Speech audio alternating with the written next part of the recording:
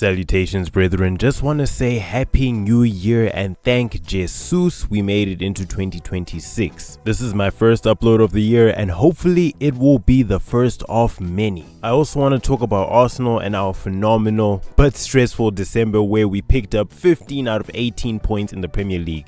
I'm going to make a whole video on that, but right now I just want to talk about this thing which has been itching at me and I've been seeing it all over Twitter, and that's the fact that Unai Emery is a sore loser. I don't know if you guys saw the post-match interview, but I'm going to show you guys a clip of this post-match interview.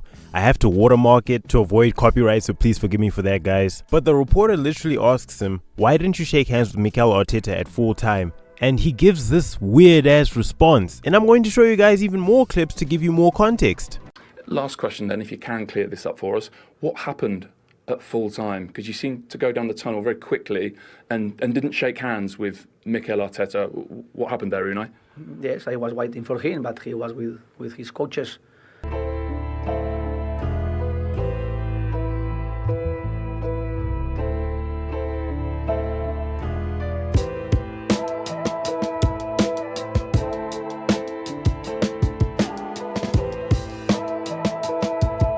As you guys could see right there, this man Unai Emery didn't even wait 10 seconds for Mikel Arteta to finish dapping up his boys after a massive win in the title race, just so that he could shake his hands. It was 10 seconds. My guy is like, oh no man, I couldn't just stand there and wait. It was just 10 seconds. What happens next is the reporter says to him, oh, so you must be upset with Arteta, and just look at how he double backs on all his statements and then says, oh no, I'm not upset. I'm so happy.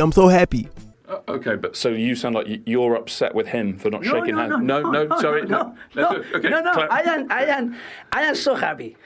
Okay, even losing today, overall I am so happy how we are doing the way and as well with everything happened. Congratulations, Arsenal. And so no big issue. Not for me. All done. Not for me, but I can't wait because it was cold. I can't wait because it was cold. Oh no, I am so happy, guys. I am so happy. How can you be happy that you got spanked 4-1 at the Emirates, bro? These used to be your stomping grounds, and the new guy who replaced you just spanked you in front of everyone who used to rock with you, bro. And we all know when it comes to Aston Villa and Arsenal, everything is just personal because you guys prevented us from winning the league back in 2023-24? If we didn't lose to Aston Villa that time, we would have won the league, and you guys took that away from us. So you know it's personal. You know the beef is personal. You and Emi Martinez, we all know that you guys both despise Arsenal. So just admit, bro, you were touched, you were rattled, you could not believe that you were obliterated at the Emirates. Just admit it. Now my guy wants to say, oh no, I couldn't wait. It was so cold. Bro, really? But anyway, guys, massive 3 points in the bag. I absolutely love how Gabriel was trolling Amadou Onana. My name's not even Andre, bruv. With the 3 points in the pocket. I love the fact that our midfield is literally Real Sociedad's midfield who were playing that game. I love the fact that Jesus came off the bench and he scored a goal with, what was that, his second touch? I think it was his second touch of the game. Gabriel Jesus scored.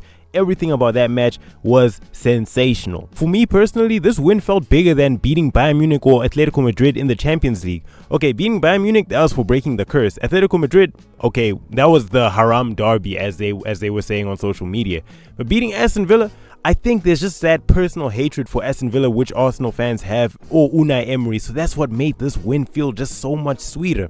Also guys, please leave a like on this video, subscribe to this channel for more Arsenal content. I will try to be making more videos throughout the year, but yeah, please like and subscribe to this channel, hype this video up, help out a small content creator.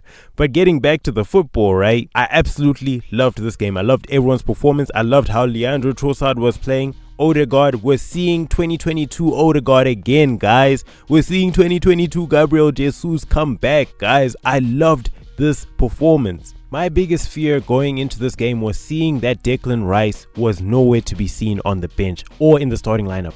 I was getting scared. I was starting to wonder, did Declan Rice get injured? I had a feeling that he was getting way too many minutes. I felt like this was going to be the game where he has to be rested because this guy was literally putting in a shift at right back over there.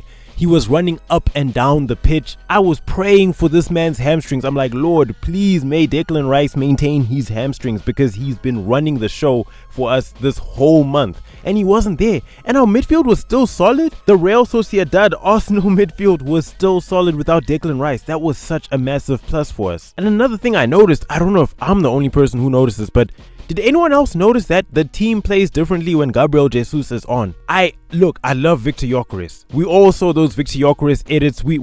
I feel like everybody loves Victor Gyökeres. But Gabriel Jesus might just be the number 9 to take it over the line. That was a rhyme, and that even rhymed 3 times. But anyway, back to what I was saying.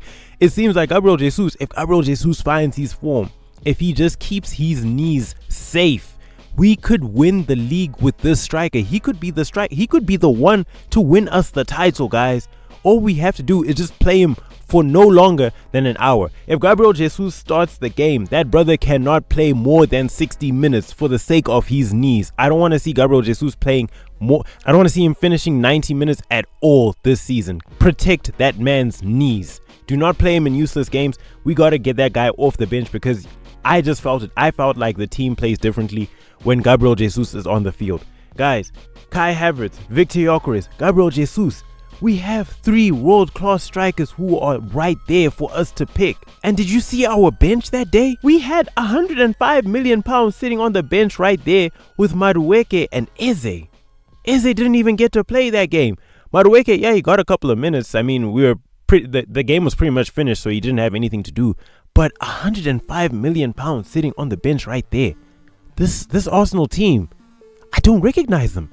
They're just sensational. There are other things which I want to address in another video, which is why I want to have a whole breakdown of Arsenal's December. The fact that we got those 15 points out of 18. And I just want to discuss a lot of the things which I didn't like, which were happening throughout December. You know, the own goal wins. I'm going to do all of that in a in-depth analysis video later on. Maybe it'll be out today. Maybe it'll be out tomorrow. But I'm going to make a video talking about that. Because those own goals, guys, December was stressful. As an Arsenal fan, let's admit that December was extremely stressful for us. But this game, it was sensational. The fact that we constantly kept losing defenders. You know, Gabriel comes back from injury, and then all of a sudden, Calafiori's injured, Saliba comes back, and then Timber's injured. Now we have to play Declan Rice at right back. Like, there were so many things going on in this December, but I will make another video talking about all of that. I just wanted to make this video pointing out that Unai Emery is a sore loser.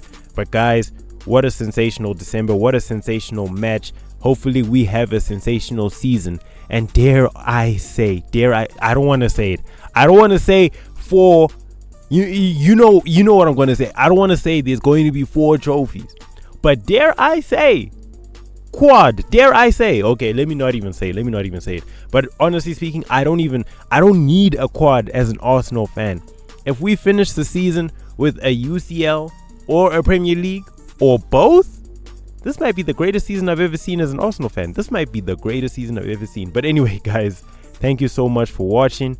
If you want to see more Arsenal videos, please like, subscribe, hype the video, and I will have more future uploads. It's the 1st of January, and Happy New Year, and I'm wishing you guys a prosperous new year. Yeah. Enjoy your day, guys. Peace.